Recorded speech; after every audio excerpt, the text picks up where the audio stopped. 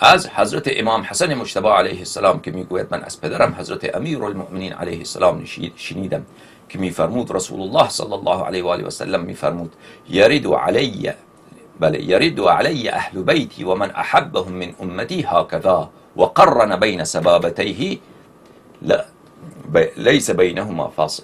رسول خدا صلی الله علیه و آله و سلم این دو انگشت مبارک را کنار هم آورد و اینطوری گفت که اهل بیت من روز قیامت بر حوض کوثر بر من وارد میشوند در حالی که محبین آنها با اهل بیت من این چنینه، بینشان هیچ فصل نیست. یعنی امیر المؤمنین علیه السلام شیعیانش را تنها نمیگذارد، امیر المؤمنین علیه السلام نمیگذارد که اونا مثلا اونجا معطل بمانند. حضرت امام حسین علیه السلام عزادارانش را، حضرت امام زین العابدین علیه السلام عزادارانش را، حضرت ابوالفضل عباس علیه السلام غلامانش را، کنیزانش را نمیگذارد که اینها با اونها یک جا، با محبین یک جا وارد میشن. این چی؟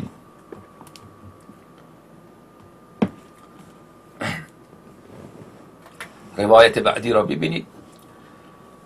جماعتی آمدن بر امیر المؤمنین علیه السلام، وارد شدن. امیر المؤمنین علیه السلام در رحبه بودن، در کوفه، همون ساحه بیرون مسجد کوفه، علی سریر قصیر، بر یک چهارپایی کوتاه امیر المؤمنین علیه السلام نشسته بودن. عده مردم به دیدن ایشان آمدن. شاه مردان علیه السلام پرسیدن که چرا آمدید؟ ما جاء بکم، علت آمدتتان چیست؟ قالوا حبک و حدیثک یا امیر المؤمنین. گفتن که ما شما را دوست داریم، به خاطر محبت شما آمدیم، دوستی شما، و آمدیم که کلام نازنین شما را گوش کنیم. شاه مردان امیر المؤمنین علیه السلام فرمودن والله، به خدا قسم که این چنین هستند. گفتن به خدا قسم که این چنین هست، ما شما را دوست داریم. امیر المؤمنین علیه السلام فرمودن اما انه من احبنی رآنی حیث یحب ان یرانی و من ابغضنی رآنی حیث یبغض ان یرانی. فرمودن شاه مردان امیر المؤمنین علیه السلام کسی که مرا دوست دارد و کسی که مرا دشمن دارد. در اون وقتی که وقت جان کندن که سخت‌ترین وقت ها، در اون زمان محب اهل بیت، شیعه اهل بیت علیهم السلام دوست دارد که شاه مردان امیر المؤمنین علیه السلام را ببیند. دیگر اون لحظه خیلی سخته. آدم از چند جهت پریشانه. از یک جهت پریشانه که من گناهکار، من الان میمیرم در اون دنیا با من چه اتفاق میفته؟ من میمیرم در اون دنیا، در قبر مرا در قبر میگذارن، رویم خاک میاندازن و من اونجا در دل خاک بمانم، بدن پوسیده میشود. اونجا که خانه تنهایی، خانه وحشت، خانه ترس، کرم، گژدم، مار، هزاران سال میگذرد، ده ها هزار سال میگذرد تا قیامت برپا بشود. من اونجا بر من چی میگذرد؟ بعد قیامت میشود، عذاب الهی، من که گناهکارم، من چی کار بکنم؟ و از یک طرف هم که پریشانی، این پریشانی خودش را دارد، پریشانی آل اولادش را دارد. من که از دنیا میروم، این پسرانم، این دخترانم، این زن، این مثلا خانواده، اینا بی سرپرست، مردم به اینها ظلم بکنند، دیگرها حق اینها را بخورند، اینها در فراق من گریه بکنند، من در فراق اینها، دوری اینها، تمام با مردم معنوسه، با قوم خیش معنوسه، با اهل خانهش معنوسه، دوست داره از اینا دور بشم. این چقدر سخت میشه. خب وقت مردن وقتی پریشانیه، وقت مردن وقت دلهوره. خب در این وقت اون جایی که آدم خیلی دوست دارد که یک پشت پناه داشته باشه، یک پشت پناه داشته باشه. فرمود امیر المؤمنین علیه السلام اون کسی که مرا دوست دارد، اون جایی که خیلی احتیاج دارد که مرا ببیند، یا حار حمدان من یمت یرن، ای حارس همدانی، هر که بمیرد مرا میبیند. این حقیقت عزیزانم که منافق و مسلمان امیر المؤمنین علیه السلام را وقت مردن میبینند. این قطعیه، در احادیث خیلی زیاد متواتر آمده، لعنت بر ریش محسنی و امثال او که این مطالب را اینا از مردم یا پنهان میکنن یا منکر میشوند. خیلی هستن از آخوندهای شیعه که لشکر ابلیس هستن، خدا لعنت کنه اینا. امیر المؤمنین علیه السلام ائمه طاهرین علیهم السلام را میبینند. این اصلا قطعیات، اینقدر حدیث و روایت زیاد داره. خب بعضی از این روایات رو من سابق خواندم که عزاداران امام حسین علیه السلام، کسانی که جزع میکنن، بیتابی میکنن، امام صادق علیه السلام فرمودن که شما وقت مردنتان، بله، کسانی که اهل جزع، گریه زیاد، جزع، بیتابی، به سر زدن، به سینه زدن، ماتم کردن، قمع، زنجیر، هنگام مردن ما را میبینید. حضرت بی بی دو عالم دعا بکنن در اون لحظه برای آدم. بله. خب در شاه مردان امیرالمؤمنین علیه السلام فرمود کسی که مرا دوست دارد هنگام مردن مرا میبیند، در اون حال میبیند که خیلی دلش خوش میشود که مرا میبیند، از تمام غم بیگانه میشود. این همه در قلب در وجود او درده، چون جان میکنه که بمیره، وجودش درد داره. بعد دلهوره دنیا، دلهوره آخرت، دلهوره خانواده، تشویش مال دنیا، همگیش برطرف میشه، چون مولا را میبیند، آقا را میبیند، سید را میبیند، مالک را میبیند، آقای عزیز، آقای مهربان، شاه مردان، بله، مولا سلام الله علیه را میبیند. مولا میگوید من آمدم، پسرم آمدم تو را ببرم، دخترم بیا با ما، دیگر نگران خانواده‌ام نباش، اینا را من خودم کفیلم، بچه‌ات کوچیک من کفیلم، بیا که بریم، من خودم تو را بهشت میبرم با خودم. یا سبحان الله. یاد سید جواد ذاکر بخیر، خدا رحمتش کنه، که جدش امیرالمؤمنین علیه السلام رو برد.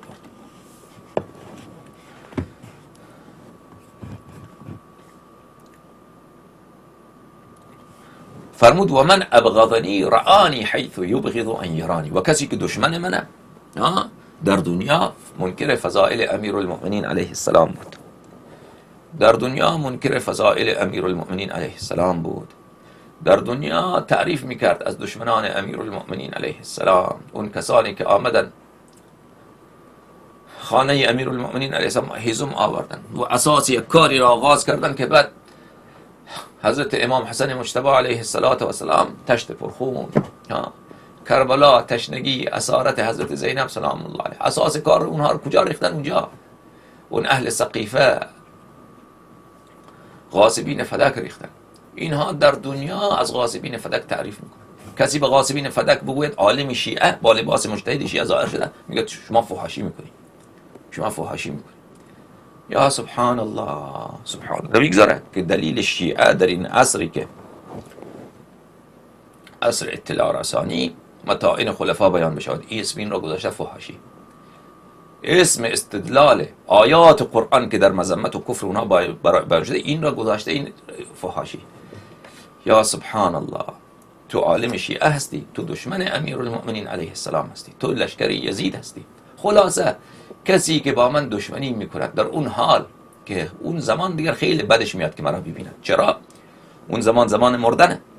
خب از یک طرف که از مال دنیا جمع کرده، زن و بچه داره، خب این منافق هم باشه، زن و بچه خود دوست داره دیگر، یزید هم که باشه زن و بچه خود را دوست داره. خب از اون طرف هم که بمیرد از دنیا که با او چی کار میکنن؟ اون زمان مرا میبیند و من میآیم میگم که تو با من دشمن بودی، ملائکه بگیرینش، ملائکه عذاب بگیرید این کثیف نجس خنزیر خوک یزیدی عمری کثیف را ببرید، از اون عذابی که بدتر بلد نیستید بزنید، دستم در نکن، اینو بزنید. خب بله، دشمن من مرا در اون زمان میبینه.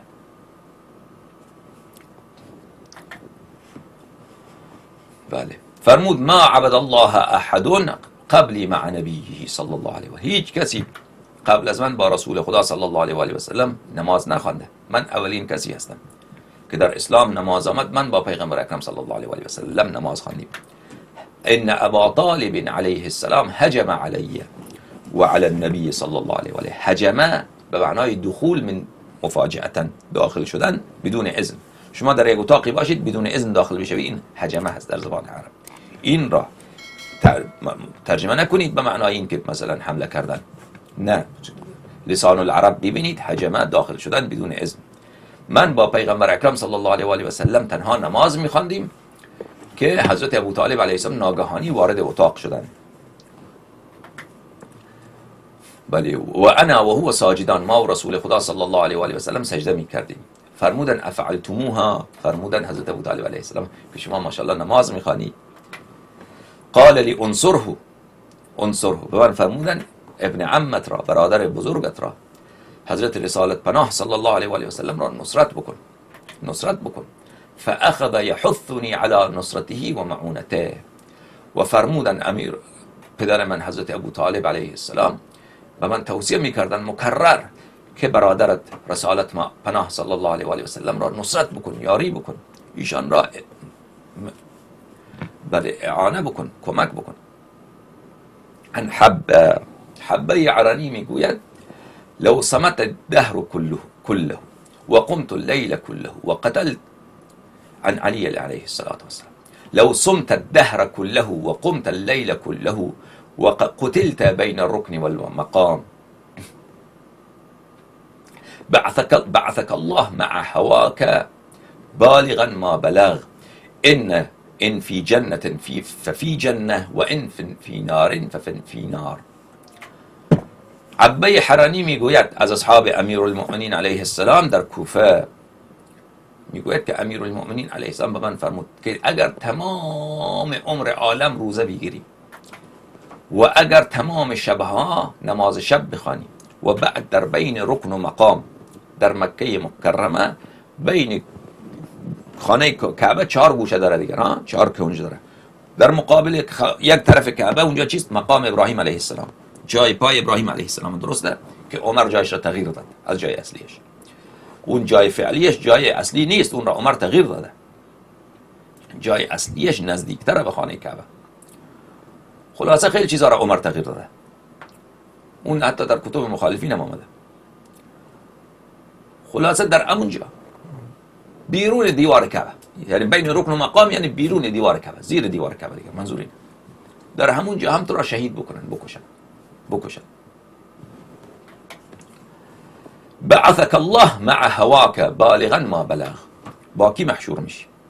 هر کسی را که دوست داشتی، کی را دوست داری با اون، این فرق نمیکنه تو تمام دنیا روزه گرفتی، عبادت کردی، آخرش بین رکن و مقام کشته شدی. امام تو کی را دوست داشتی؟